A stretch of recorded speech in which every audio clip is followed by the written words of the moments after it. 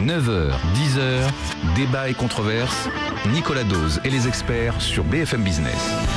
Bienvenue, l'actualité économique jusqu'à 10h. La guerre de la TVA va être relancée. L'AFEP, l'association française des entreprises privées qui regroupe les plus gros groupes français, voilà, plaide pour cette fameuse TVA sociale en montant de 19,6 à 21% le taux maximum de TVA. Et puis on aura très prochainement les propositions du MEDEF qui vont sans doute aller plus loin, puisque le MEDEF avait laissé entendre qu'il fallait basculer des dizaines de milliards d'euros de cotisations sociales payées par les patrons et payées par les salariés vers l'ensemble des Français au travers certes de la TVA, mais aussi d'une CSG, cotisation sociale généralisée, qui serait sociale encore, de manière à baisser le coût du travail. Donc la guerre de la TVA va reprendre de plus belle. Et puis Angela Merkel, au niveau européen, s'exprime à Leipzig devant son parti, la CDU. Très clairement, elle veut désormais un nouveau traité de Lisbonne qui prévoirait des sanctions automatiques.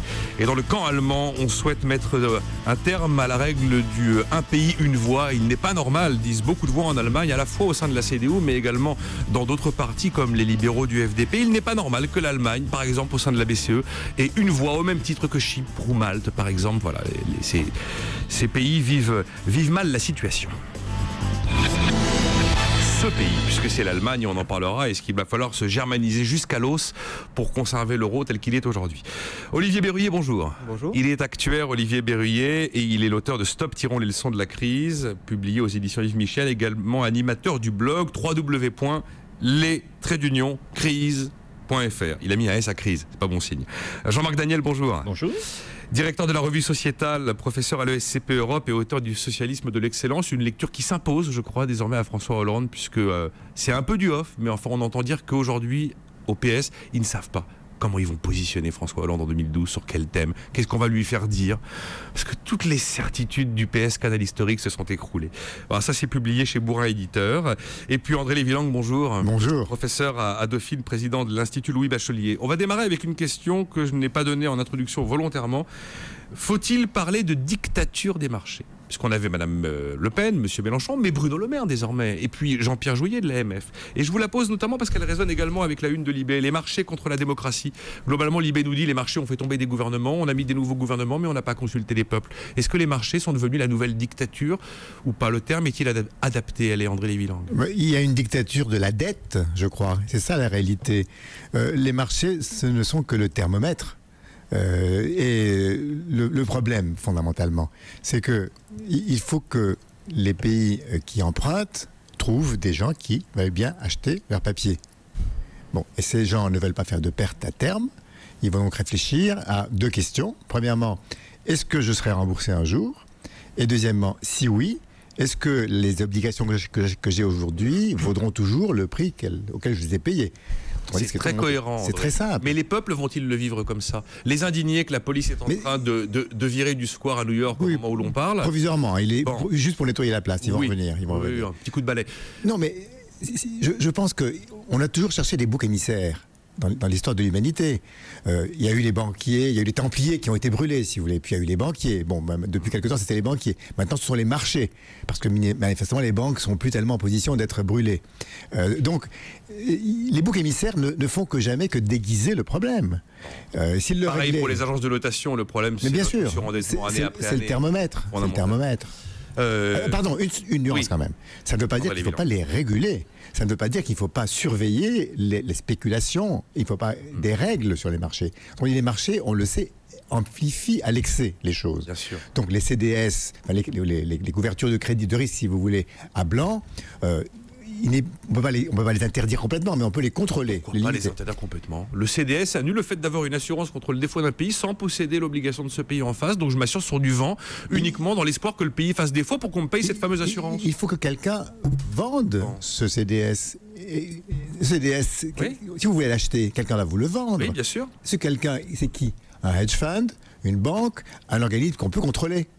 Donc il y a des contrôles en amont. Bon, le mot dictature, allez, Olivier Berruyer, rapidement, on a 2 minutes 30 avant de marquer une pause, et puis Jean-Marc Daniel. Le mot dictature est-il adapté? Non, enfin, pour moi, c'est une forme de poujadisme, en effet, comme l'a très bien dit André, pour essayer de trouver un bouc émissaire de nos propres turpitudes. Je vais revenir sur mes peuples. Je pense que votre explication, avant que la pédagogie fasse son travail et qu'elle rentre dans les esprits, oui, mais c'est pas une pédagogie, mais ces discours où, quand depuis 30 ans on dépense plus que ce qu'on gagne, où on a dépensé hier l'argent de demain, qui est le principe du crédit, et où justement on est aujourd'hui, demain, et il faut rembourser, on nous dit qu'on peut pas, on veut pas, on fera ça plus tard, et on va continuer cette espèce de folle cavalerie de la dette publique, et on essaye de désigner ce bouc émissaire que sont les soi-disant marchés. Ça veut rien dire marché. Marché, c'est que des épargnants qui ont envie de placer leur épargne et qui ont envie de la revoir, ce qui est bien naturel. Et dans le contexte actuel, c'est sûr que ces investisseurs ont de plus en plus peur, et c'est tout le danger actuel de la dette. Je terminerai juste par cette très belle citation de Napoléon, je trouve, qui est que la main qui reçoit est en dessous de la main qui donne. Si toutes les semaines vous allez tendre la main pour avoir de l'argent auprès des marchés, c'est sûr qu'ils vont vous demander des choses. Alors après, où on veut être indépendant, ce qui est plutôt ma vision, et donc on est, je pense, fondamentalement contre la dette publique qui pose un certain nombre de difficultés et qui historiquement finit à peu près toujours mal, ou on veut faire n'importe quoi, mais si on fait n'importe quoi, faut pas se plaindre qu'à la fin ça finisse mal. Politiquement, certains pensent que la main on la laisse tendue mais qu'on la déplace, et on en reparlera. Jean-Marc Daniel, sur la dictature. Oui, sur la dictature, moi c'est plutôt le marché qui m'intéresse, c'est parce que je pense que la croissance économique c'est de la dette, c'est du crédit. Et donc vouloir supprimer la dette, c'est un non-sens économique. On ne peut se développer que si à un moment donné il y a des gens qui font des paris sur l'avenir, et la dette c'est la gestion du temps. Donc le problème c'est pas la dette, c'est l'usage qu'on fait de la dette, c'est donc la capacité... Et l'emballement aussi. Globalement, oui. L'emballement de la dette, c'est la capacité des opérateurs à évaluer ce à quoi est consacré le crédit. Et donc le véritable rôle du système bancaire, c'est d'être capable d'identifier à chaque fois qu'il prête si ce prêt va générer de la croissance, que ce soit à une entité publique ou à une entité privée. C'est-à-dire que de la dette publique, ça peut faire aussi de la croissance économique. Donc il y a un vrai problème, c'est l'évaluation de ce qu'on fait du crédit. Et la deuxième remarque que je ferai, c'est que la spécificité du crédit, c'est que c'est pas un marché en ce sens que pour qu'il y ait un marché, il faut qu'il y ait un coût, etc. La monnaie, ça se crée ex nihilo. La monnaie, c'est quelque chose qui est une dynamique où on crée de la capacité de dépense sur le temps, on anticipe du travail à partir de quelque chose qui n'existait pas avant. C'est-à-dire que sur un marché, normalement, on échange du travail contre du travail, et là, comme on gère du temps, on échange du travail présent contre du travail futur, contre une promesse. C'est le commerce des promesses, comme le disait Pierre-Noël Giraud. Et donc, à partir de ce moment-là, c'est assez difficile de véritablement concevoir un marché, d'où l'idée du prêteur en dernier ressort. C'est-à-dire de quelqu'un qui soit le garant du temps, le gestionnaire du temps. Et je crois que ce qui est dans la crise actuelle, c'est véritablement ce qu'est le gestionnaire du temps. Et la dernière remarque que je ferai, c'est que quand Ricardo a théorisé tout ça, au 19e siècle, sur le rôle du prêteur en dernier ressort, du fait qu'effectivement, il y avait des lieux où le temps devait être sûr, c'est-à-dire des actifs qui devaient être sûrs, dont la dette publique, il dit ça suppose une chose, simplement, c'est que le gestionnaire de système, pour que ça fonctionne bien, soit des gentlemen. Et donc pour lui, c'était évident que les gestionnaires d'un système en Angleterre étaient des gentlemen. Je crois que le vrai problème maintenant, c'est où sont les gentlemen? Qui sont les gens qui nous dirigent comme gentlemen? Pour moi, le vrai problème, c'est où sont les gentlemen? Ça mérite bien une pause, il est 9h14. BFM Business, 9h, 10h, Nicolas Dose et les experts. Nous revoilà avec Olivier Berruyer, avec Jean-Marc Daniel, avec André Lévilang. On a dévisé un petit peu sur ce mot de dictature. On a, je trouve, assez joliment fait le tour du sujet. Et alors, certains nous disent, messieurs, que cette main qu'évoquait à l'instant Olivier Berruyer, qui est tendue, et quelqu'un qui lui donne, c'est pour arrêter la dictature de celui qui donne dans cette main-là, il faut peut-être déplacer la main. Et certains hommes politiques, comme M. Mélenchon, nous disent, oui, nationalisons le financement des États. Est-ce que vous comprenez ce qu'il veut dire quand il dit qu'il faut limiter aux frontières de l'Europe le financement des États européens? Ça veut dire qu'on arrête, l'agence France Trésor arrête d'appeler concrètement BNPP, AXA, Barclays, HSBC, je ne sais qui encore pour placer ses milliards lorsqu'elle a une adjudication à faire un jeudi matin. Et elle fait comment? Elle se tourne auprès de la Banque Centrale Européenne qui fait tourner la planche à billets pour la financer, Jean-Marc Daniel? Je suis très concret là, je suis très basique terrain. Mais ce qu'il faut voir dans tout ça, c'est que l'idée qu'on soit financé par des gens à l'extérieur, tout ça, en fait, dès lors que notre dette est en euros, on est financé par nous-mêmes. C'est-à-dire qu'on compare assez souvent le cas de la Grèce au cas de l'Argentine. La différence qu'il y avait entre la Grèce et l'Argentine, c'est que le poids de la Grèce en dette, c'est 3 fois celle de l'Argentine. La Grèce, c'est 150% d'endettement, l'Argentine, c'était 50%. Mais les 50% de dette de l'Argentine de 2001 étaient tous en dollars.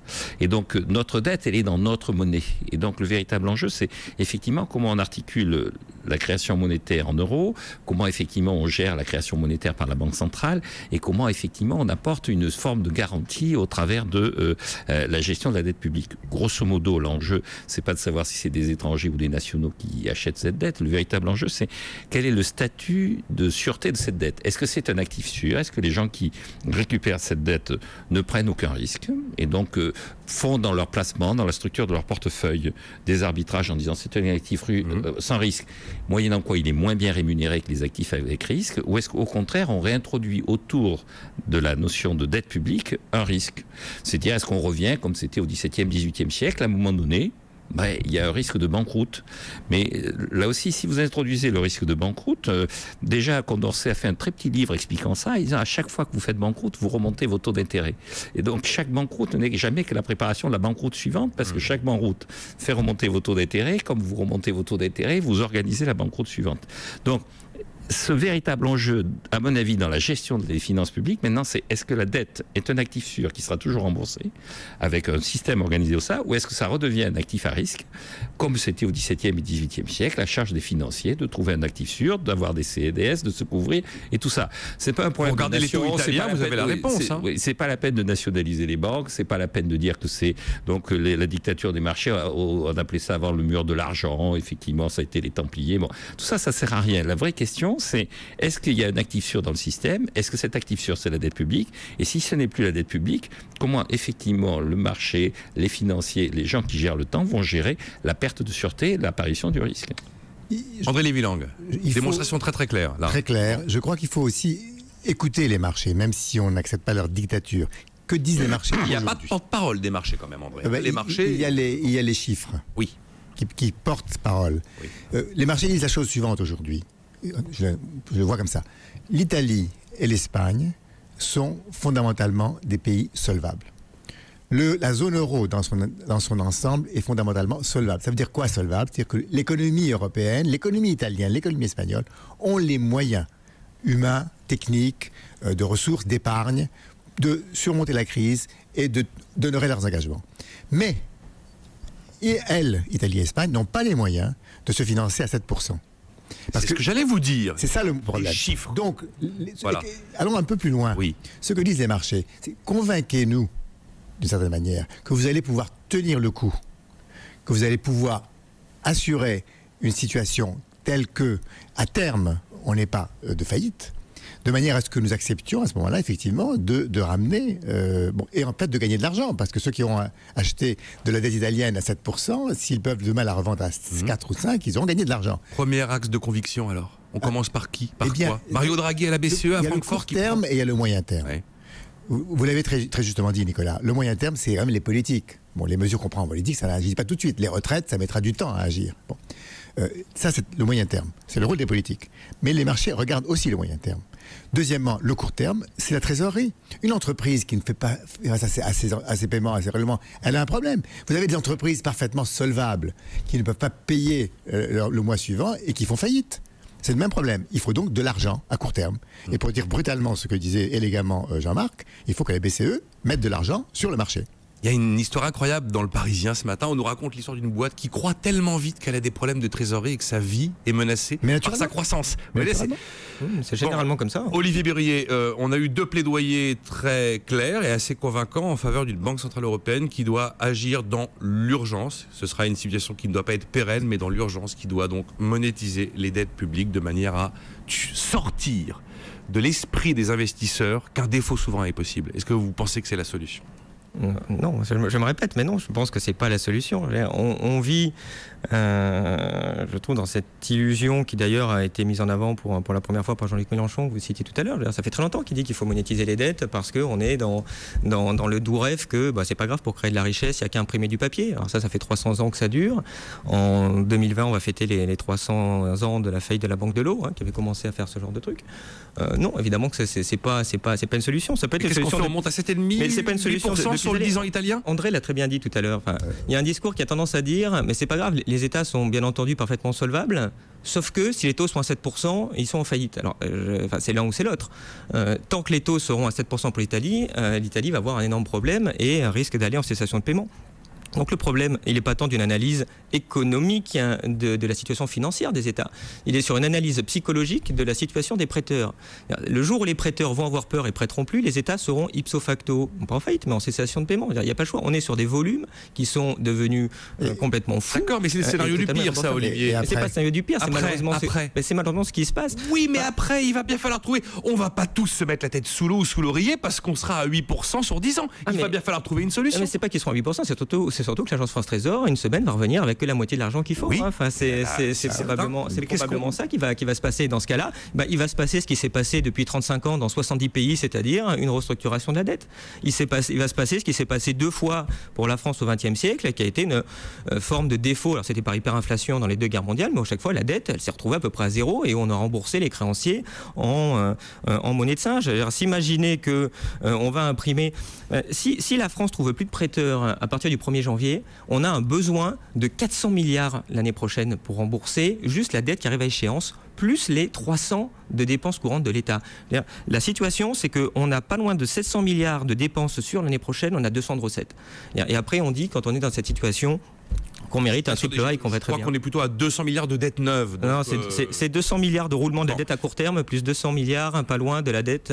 c'est facile. La dette, elle fait 1800 milliards et elle dure 6 ans en moyenne. Vous voyez à quelle vitesse elle sera. Hors de question d'utiliser la BCE comme prêteur en dernier ressort, Jean-Marc Daniel, André Lévy-Lang. Et la seule solution, imposer une solution grecque finalement à un pays comme l'Italie ou comme la France, s'ils se trouvaient devant des taux étouffants, l'incapacité de lever les milliards dont ils ont besoin et des adjudications qui échoueraient. Si on regarde les chiffres, la dette de la France, c'est 1600 milliards. Oui, 1600. La dette de la zone euro, c'est 8500 milliards d'euros.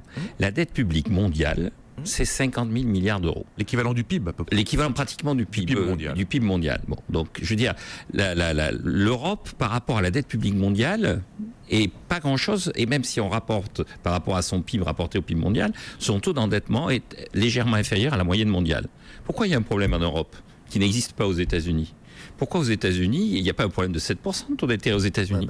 On est à 2%. Parce que la Réserve fédérale achète régulièrement la dette publique. Ça ne veut pas dire que... Parce qu'il y a aussi une confiance historique dans l'Amérique, même quand elle va mal. On se dit que l'Amérique redémarrera toujours. Alors qu'on a l'impression que nous, on est finalement abonnés à une espèce de tragédie grecque. C'est là que je retrouve mon idée de gentleman. C'est-à-dire qu'effectivement, ce système qui permet aux États de s'endetter, de passer les périodes difficiles, de faire en sorte qu'effectivement, il n'y ait pas de drame, ça suppose qu'eux-mêmes se gèrent avec une vision de long terme, c'est-à-dire qu'ils n'aient pas de déficit structurel, qu'ils n'acceptent de la dette que pour faire face aux aléas de la conjoncture. Donc, il y a une espèce de règle du jeu, mais que dans cette règle du jeu, la dette publique ne soit pas l'assimilation à un psychodrame. C'est ce qu'Angela Merkel veut faire. Il ne faut pas se faire d'illusions. Une banqueroute d'un État, c'est un drame. C'est un drame pour la population, c'est un drame pour le système financier, c'est un drame pour l'ensemble de l'économie du pays concerné. On va revenir sur les gentlemen dans un instant avec André Lévy-Lang, parce qu'Angela Merkel, elle veut tous nous mettre le nœud papillon, là, finalement, en nous disant c'est terminé d'aller utiliser de la dette pour la dépense courante. C'est plus possible.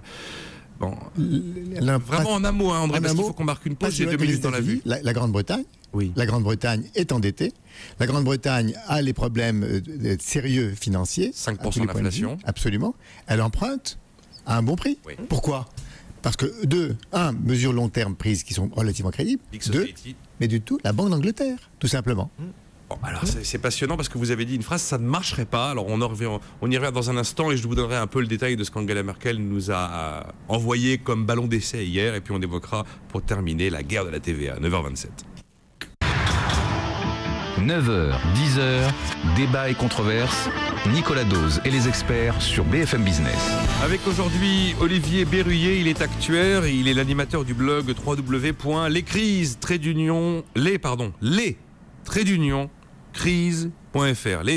crise.fr. Jean-Marc Daniel, directeur de la revue sociétale, professeur à la SCP Europe, auteur du Socialisme de l'excellence, combattre les rentes, promouvoir les talents, chez Bourrin éditeur. Et puis André Lévy-Lang, professeur à Dauphine, président de l'Institut Louis Bachelier. Je vais décerner un nouvel award à un auditeur qui m'a envoyé le plus long mail que je n'ai jamais reçu. Il fait quasiment 4 pages, écrit en tout petit. Il s'appelle Dominique, il m'écrit depuis l'Isère à Vienne. Je lirai ça quand j'aurai une seconde, Dominique, c'est promis. 2 questions très concrètes.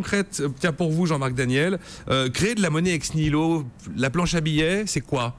Non, la monnaie, c'est une gigantesque planche à billets. Il ne faut pas se faire d'illusions. Les planches à billets, attendez, allons-y, bêtement. Je vais dire, imprimer du papier dans les sous-sols de l'Euro Tower de Francfort. Non. On imagine Mario Draghi tourner sa manivelle la nuit. Juste remarque, les gens sont persuadés que c'est la Banque centrale qui crée de la monnaie. C'est pas la Banque centrale qui crée de la monnaie, ce sont les banques qui créent de la monnaie. Et elles créent de la monnaie à partir des crédits. En fait, c'est l'effet de levier des banques. C'est l'effet de levier des banques. C'est-à-dire qu'il y a une première erreur qui est souvent commise, c'est de considérer que les banques prêtent les dépôts. En fait, il suffit d'avoir une image simple. Lorsque vous allez voir votre banquier pour avoir un prêt immobilier, il ne vous répond pas écoutez, ça dépend des dépôts que je vais recevoir. Donc, si le boulanger qui est en bas de la rue fait un bon chiffre d'affaires, j'aurai beaucoup de dépôts, donc vous aurez un 4 pièces. Si le boulanger qui est en bas de la rue fait un mauvais chiffre d'affaires, j'aurai pas beaucoup de dépôts, donc vous aurez un studio. Il vous répond je regarde quel est le projet que vous avez. Il dit je regarde quel est votre besoin et votre capacité de remboursement. Et donc, la création monétaire se fait par les banques, et les banques créent effectivement à partir de rien une capacité de dépense. Mon banquier m'accorde 500 000 euros que je n'ai pas, donc il fabrique. Ils mettent sur votre compte en banque. Oui. Avant, il y avait 0, ils mettent ensuite 500 000, et ces 500 000 vous permettent d'acheter des machines, d'acheter un appartement, de créer la richesse qui va permettre ensuite le remboursement. Et la Banque centrale, elle se contente dans ce système-là, d'assurer la confiance d'une part, et d'autre part, d'échanger ses comptes en banque contre un type particulier de monnaie, qui sont les billets, qui sont ceux qui ont le plus de confiance dans le public. Mais comme le disaient les économistes, la grande erreur, c'est de croire que les dépôts font les crédits, car les crédits font les dépôts.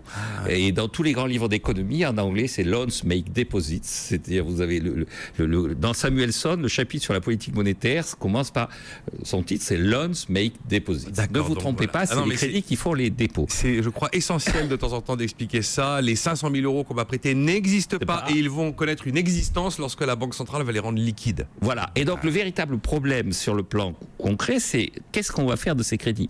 Encore une fois, le véritable enjeu, c'est pas l'existence de la dette, c'est l'utilisation de la dette. À quoi on sert, aussi bien privé que public. Et le problème pour l'État, c'est quand on vous dit, c'était l'histoire du grand emprunt, on emprunte pour faire des dépenses d'avenir. Le véritable enjeu, c'est qu'est-ce que des dépenses d'avenir? On le disait off, est-ce que c'est baisser le prix du sandwich, des dépenses d'avenir, en baissant la TVA sur la restauration? Qu'est-ce que sont des dépenses d'avenir? Voilà. Ça, bon, la réponse à Thierry, en tout cas, c'était très très bien de le rappeler, la création de monnaie. Et puis l'autre, il y a des obligations qui sont fatalement pourries dans le bilan de la BCE, puisqu'on sait qu'elle monétise sur le marché secondaire, elle va racheter d'occasion de la dette italienne, on peut dire, et de la dette grecque. Qu'est-ce que ça va devenir? En deux mots, là, très vite. Si vous regardez le bilan de la BCE en ce moment, il y a deux choses qui sont intéressantes. Elle a pour 150 milliards, elle a 2000 milliards de bilan, la BCE, entre 2000 et 200 milliards d'euros de bilan. Elle a 150 milliards d'obligations, donc qui sont pour l'essentiel des obligations publiques grecques et italiennes en ce moment. Mais ce qui est intéressant, c'est qu'elle a en regard pour 80 milliards d'euros de comptes d'argent apporté par les banques qui déposent l'argent à la BCE, parce que les banques ne savent pas quoi faire de cette trésorerie, ne veulent pas le remettre en circuit ont un peu peur quand même. Et elles ont peur. Et donc, ce que traduit la situation actuelle de la BCE, c'est qu'effectivement, ces obligations, elles sont là. Pour l'instant, elles sont dans son bilan, elle les détient, et puis elle reçoit les intérêts qui sont dus par les États en question.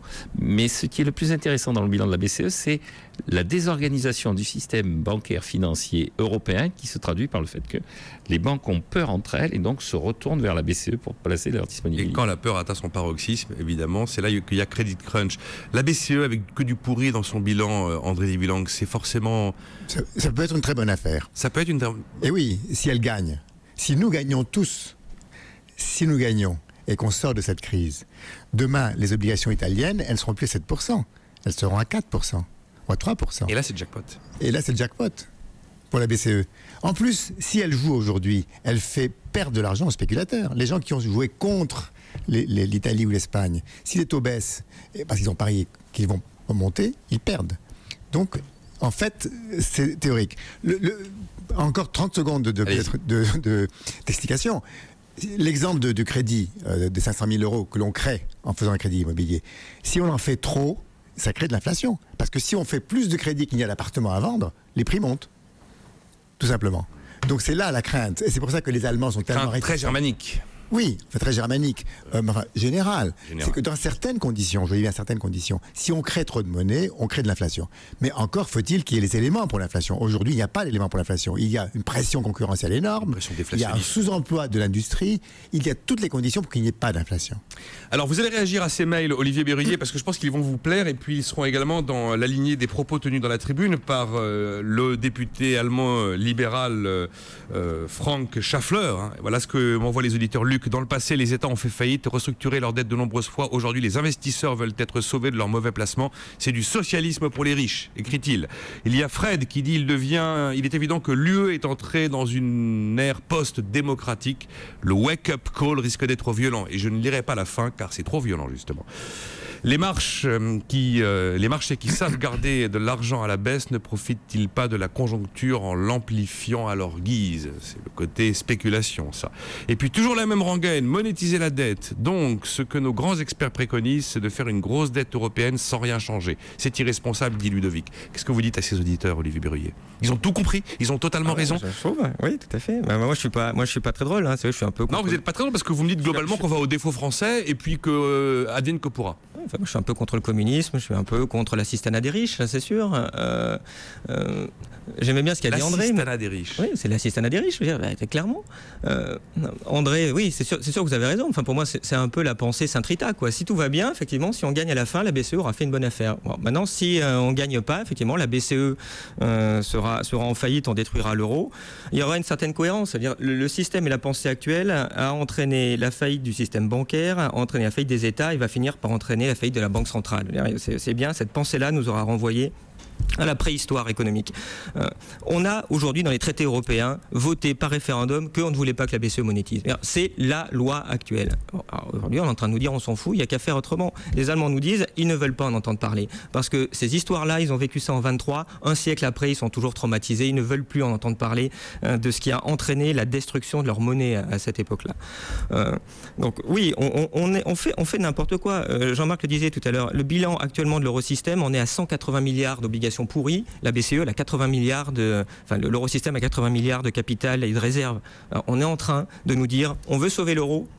On a une bonne idée, on met des créances pourries dans le bilan de la Banque centrale. On est en train d'essayer de trouver une lance à incendie crédible. Une lance à incendie. Oui, mais sauf que c'est pas une lance à incendie, c'est une pompe à essence. On essaye d'arroser notre fatras de dette par de nouveau encore plus de dettes dans une fuite en avant permanente en disant la Banque centrale. Olivier, on attend le défaut, les bras croisés. André Lévy-Long, répondez. Oui, allez-y. N'hésitez pas à prendre la parole, Jean-Marc. Je crois que les banques centrales luttent contre les spéculations à leur manière. Rappelons-nous comment ça s'est passé sur les spéculations sur les monnaies. Une banque centrale qui dirait aujourd'hui « je vais lutter contre la spéculation et je vais intervenir » n'est pas efficace. Donc je crois qu'il y a, parce que je suis optimiste, je crois qu'il y a en fait un scénario dans lequel on est en train de dire non, on ne fera rien tant qu'il n'y aura pas de mesures sérieuses prises par les États. Et je crois que c'est à BFM ce matin que quelqu'un disait, je ne sais pas si c'est vous ou Nico, ce matin. François Langlais, sans doute. Stéphane, peut-être, ou François Langlais. En fait, toute l'opération a consisté à faire partir Berlusconi, d'une certaine manière. Oui. C'est ce que dit à sa manière Libération, en disant que les marchés vont contre la démocratie en mettant sur le banc les gouvernements. Comme exemple de démocratie, on est d'accord. On est d'accord. On sera d'accord. On est d'accord. Bon, alors donc, disons ça autrement. Mettre de l'argent, intervenir en mettant de l'argent en circulation sans faire en même temps autre chose, ce n'est pas efficace. C'était évident. C'est mettre de mauvais argent après le bon. Il y a un côté bidon d'essence là, oui. Il y a un côté bidon d'essence. Mais le faire dans le cadre d'une action globale qui comprend en même temps des mesures économiques, ça a un sens. Faire les mesures économiques sans mettre de l'argent, ça mène à la récession. Voilà le dilemme que nous avons aujourd'hui. On prend des dispositions qui, toutes seules, conduisent à la récession. Bon, on va marquer une pause, réaction de Jean-Marc Daniel dans un instant. On essaiera encore de dire un tout petit mot de ce qui se passe en Allemagne, parce qu'on a quand même l'impression que l'épicentre politique et même économique se dirige clairement vers Berlin. En tout cas, ce qui se passe à Leipzig avec le congrès de la CDU est assez éclairant à ce niveau-là. 9h45. Intégral Bourse, c'est dans un quart d'heure, on va retrouver Cédric Decoeur et Dorothée. BFM Business, 9h, 10h, Nicolas Dose et les experts. Alors les réactions d'auditeurs se durcissent au fur et à mesure que l'émission progresse. Il y en a un qui me dit, moi je ne veux pas vous faire 4 pages, je vais faire concis. Ça commence par les gouvernements tombent et ça se termine par guerre civile, vous imaginez le milieu. Bon. Olivier Berruyer, Jean-Marc Daniel, André Lévy-Lang, Jean-Marc, ce qu'on a dit sur les bancs, on va faire court, mais globalement, Angela Merkel nous dit bon, maintenant il faut un traité de Lisbonne qui marche, des sanctions automatiques. Il faut peut-être arrêter d'avoir la règle d'un pays, une voix. Il y a des pays qui comptent plus que d'autres. C'est vrai que si on prend l'Allemagne, la France, Malte, Chypre, bon, on peut se... Est-ce que là, il y a une réforme? On a parlé de la possibilité de monétiser les dettes publiques en même temps qu'on mettait en place des réformes de fonds, de structure économique. Est-ce qu'il y a en plus une réforme institutionnelle qui s'impose? Est-ce que le triptyque des trois, vous y croyez? Et est-ce que ça nous évite le scénario Berruyer du défaut à terme? Je crois qu'il faut clarifier la situation. Clairement, depuis la signature du traité de Maastricht, il y a une ambiguïté, une équivoque sur le système qui a été mis en place et sur l'interprétation du traité et sur la vision qu'en ont les Français et la vision qu'en ont les Allemands. Mais il est mal ficelé, le traité, comme si on avait voulu mal le ficeler. C'était la volonté de Mitterrand de passer en force, et je crois que donc d'imposer aux Allemands d'abandonner le mark et de espèce de partage de leur propre monnaie, face à une Allemagne qui réunifiée allait avoir un poids politique important, l'idée de brider l'Allemagne sur le plan économique par une zone monétaire. Or je pense que les Français depuis n'arrivent pas à... Vous considérez qu'on a mis l'Allemagne dans l'Europe et dans la zone monétaire pour brider son poids économique, sachant que réunifiée elle serait plus forte qu'aujourd'hui? C'est, je pense, l'intention qu'avait François Mitterrand quand on écoute les discours de l'époque. En tout cas, je pense que la position française à chaque fois est une position qui n'arrive pas à se clarifier, qui n'arrive pas à trouver ses alliés, parce que dans un débat, il faut aussi chercher des alliés, et donc il aurait fallu s'appuyer davantage, à mon avis, sur la position des Anglais, sur la position des Italiens. Et donc éviter de faire un bras d'honneur à David Cameron en public? Éviter systématiquement d'humilier les Italiens, même si effectivement Berlusconi, alors lui, il ne correspond pas au gentleman de Riccardo, ça c'est assez clair, mais éviter d'humilier systématiquement les Italiens, d'essayer de considérer que les Anglais de toute façon sont à l'écart du processus, ce qui est faux. Les Anglais sont dans le pacte de stabilité et de croissance. Donc je pense qu'il y a un effort politique à faire de clarification. Alors ensuite sur ça veut dire que les Anglais pourraient être nos alliés pour éviter quand même de germaniser intégralement le mode de pensée européen. Les Anglais ont une production intellectuelle autour de ce qu'est une banque centrale qui est totalement à rebours de ce que disent les Allemands. C'est-à-dire que la banque centrale est là comme prêteur en dernier ressort. C'est-à-dire que la banque centrale telle qu'elle est théorisée dès ses origines à la fin du XVIIe siècle et surtout réorganisée au XIXe siècle, c'est le prêteur en dernier ressort. Elle est là pour lutter contre l'inflation et comme prêteur en dernier ressort. Donc je pense qu'il y a ça à faire. Et la deuxième chose, je pense qu'il faut se méfier dans des relations qui commencent à devenir tendues, de l'humiliation. On a parlé de ce qui s'est passé en Allemagne. L'hyperinflation allemande, elle est née, c'est une réaction au départ contre l'occupation de la Ruhr. C'est-à-dire, c'est aussi une utilisation d'une arme économique pour lutter contre une humiliation politique. Et donc, humilier Malte, humilier Chypre, bon, ça peut en amuser certains, mais je trouve que c'est maladroit. Mais quand c'est humilier l'Italie, quand c'est humilier la Grèce, ça commence à devenir dangereux. Regardez ce qu'a dit M. Medvedev récemment aux Allemands en leur disant « Écoutez, vous avez besoin de notre gaz, mais nous, on est orthodoxes comme les Grecs. Donc méfiez-vous. Nous avons des solidarités. » Regardez ce que disent les Chinois quand ils disent « Écoutez, Confucius ne laissera jamais tomber Aristote. » N'humiliez pas les Grecs. Je pense qu'il y a aussi dans les relations européennes des mots qu'il ne faut pas dire, des attitudes qu'il ne faut pas avoir. Et donc je pense qu'il y a quelque chose à reconstruire sur une base de davantage de subtilité politique. C'est pas très bon signe sur la question du vivre ensemble, tout ça. Parce que c'est quand même la question qui se pose aujourd'hui. Vivre ensemble, combien de pays se ressemblent assez pour avoir un avenir avec une monnaie commune? C'est très important ce que dit Jean-Marc, parce qu'on est dans une situation psychologique compliqué et difficile. Oui. Il y a beaucoup de psychologie, même dans les soi-disant. À tous les niveaux, au niveau des politiques, mais aussi au niveau des peuples, avec les indignés, avec tout ce qu'on voit. Et je crois que l'élément d'optimisme qu'on peut avoir, c'est que on dit que Angela Merkel fait toujours ce qu'il faut après avoir essayé tout le reste. C'est-à-dire que... Je vois ce que vous voulez dire. Bon, autrement dit, elle cédera. Elle cédera. Non, elle ne cédera, mais pas à n'importe quel prix. Oui, si on est optimiste, et je le suis incurablement optimiste, c'est peut-être une étape importante de la création d'une Europe, enfin, zone euro, disons, si on préfère, d'une Europe qui fonctionne. À 17 Qui fonctionne. À 17 Mais on n'en est pas là. On n'en est pas là. Commencer par traiter la question de savoir s'il faut que Malte y soit ou pas, ce n'est pas la question centrale. C'est pas Malte la question qui va se poser. Oui, mais ça va être plus que Malte, ça va être l'Europe du Sud. La vraie question, c'est on fixe des règles du jeu. Ces règles du jeu s'appliquent à ceux qui veulent bien les appliquer. Et combien de temps on met pour les appliquer? 4 ans, 5 ans de réforme structurelle pour retrouver les... Elle a dit 1 an pour retraiter. Réformer les traités. Oui, pour réformer les traités. On a aussi une autre chance, disons-le. on parle de l'Allemagne comme étant l'Allemagne qui domine. La France existe dans tout ça. La France existe. Nous avons quand même une chance. L'Allemagne a besoin de la France pour avancer. Elle en a toujours eu besoin jusque-là et elle l'avait répété dans les années 90. Elle ne peut pas fonctionner toute seule. Justement, l'ensemble de la zone euro a besoin de la France. Olivier Burrier, est-ce que vous achetez un peu d'optimisme? Il reste 2 minutes 56. Est-ce que vous achetez un peu d'optimisme? Est-ce que vous mettez un peu de BCE dans votre surendettement? Est-ce que vous mettez un peu de 1694 vision de la Banque centrale à la britannique dans ce que l'Europe fait aujourd'hui? Enfin voilà, vous avez compris le sens de ma question. Personnellement, je ne rejoindrai jamais le gang des faux monnayeurs. L'histoire de banques prêteurs en dernier ressort, pour moi, la Banque centrale est prêteur en dernier ressort des banques. Elle n'est pas prêteur en dernier ressort de tout et n'importe quoi. Vous êtes d'accord avec cette idée, Jean-Marc? La Banque centrale, c'est le prêteur en dernier ressort des banques et pas des États? Mais c'est le prêteur en dernier ressort au départ exclusivement des États. C'est le prêteur en dernier ressort. Vous n'êtes pas d'accord sur la définition? C'est le prêteur en dernier ressort de la génération d'un système dans lequel vous évitez le drame qui est la faillite de l'État. Je suis d'accord, Jean-Marc, mais les effets des États, il y en a tout le temps. Deuxièmement, l'idée qu'il y a un actif sûr, c'est une lubie de l'esprit. Il y a des actifs qui ont des risques très faibles, je veux bien, mais le risque zéro, ça n'existe pas. Et c'est ce qu'on est en train de vivre. Et l'histoire dans tous les pays du monde et dans le nôtre de tout temps l'a montré qu'il n'y a pas d'actifs sûrs, et ce depuis belle lurette.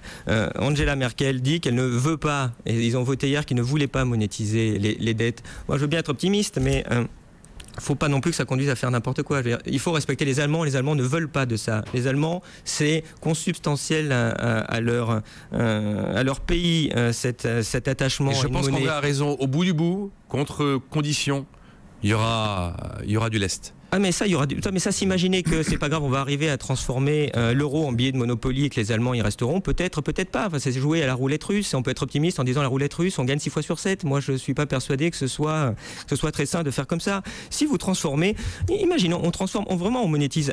Pour avoir une idée, s'il faut monétiser la dette française l'année prochaine, c'est 40% de masse monétaire en plus qu'il faut. C'est ça à peu près les volumes. Vous êtes d'accord? Les 300 à 400 milliards, c'est ça qu'il faut. Non mais si la M3, la masse monétaire... C'est la question. Si vous commencez à monétiser, je veux dire, il n'y a plus personne qui va vous prêter parce que les marchés vont comprendre que vous faites ça pour les rembourser en billets de Monopoly ou en papier toilette. C'est ça la question.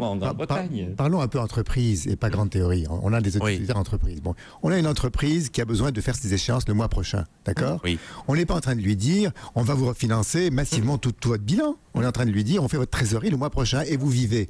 Oui. C'est ça que comprennent les gens. On est dans la situation aujourd'hui où on a un problème de liquidité. Une entreprise qui n'a pas de liquidité meurt. Oui, donc le problème d'abord est d'être vivant. On peut sinon mourir guéri. Je suis d'accord, mais il y a 60 000 entreprises tous les ans qui meurent, et dans ce cas-là on pourrait dire c'est pas grave, l'entreprise est en train de mourir, vous demandez à Mario Draghi, vous imprime 10 millions d'euros, il vous les donne et puis ça va mieux. Il y a 4 prêteurs en ressort aussi. Il y a une différence importante, il y a une différence fondamentale. Une entreprise ne veut pas lever l'impôt. Un État peut lever l'impôt. Oui, André Lévy-Land, ça c'est de la théorie, mais il y a aussi la réalité. Ça fait 40 ans qu'on ne laisse pas d'impôts. Donc moi je vais chercher... Où ça, Olivier, où ça? Oui, on lève des impôts. Non, ça fait 40 ans qu'on n'lève pas les impôts qu'il faut. La dette publique aujourd'hui, si vous regardez sur les ménages contribuables, c'est facile. Il y a 1600 milliards de dette publique et il y a à peu près 16 millions de foyers qui payent l'impôt sur le revenu. C'est-à-dire c'est 100 000 euros par foyer. Ça, c'est notre système fiscal qui est fait comme ça. Vous allez lever 100 000 euros par foyer. Historiquement, quand l'État en est là, il préfère ruiner les prêteurs qu'aller appeler 100 000 euros. En théorie, il peut toujours appeler, mais il se trouve que en pratique, il ne le fait pas. Moi, je pense aux entreprises qui font l'emploi, qui font la richesse aujourd'hui, et qui ont besoin d'une économie qui existe et qui fonctionne. Elles n'ont pas besoin d'une dépression majeure, elles n'ont pas besoin d'une situation dans laquelle l'euro éclate, elles ont besoin que ça marche. Oui, mais Alors aujourd'hui, la seule chance pour que ça marche, c'est que nous nous mettions d'accord avec les Allemands pour trouver une solution. Jean-Marc Daniel, pour terminer, est-ce que, en écoutant Olivier Berruyer, le fait de dire qu'il a totalement tort, il n'y a pas un peu de déni? Le fait de dire qu'il a totalement tort, il n'y a pas un peu de déni? Non, mais il n'a pas totalement tort, en ce sens que, comme on le disait, il a raison. L'État ne peut pas s'endetter à l'infini. On en revient à mon image des gentlemen.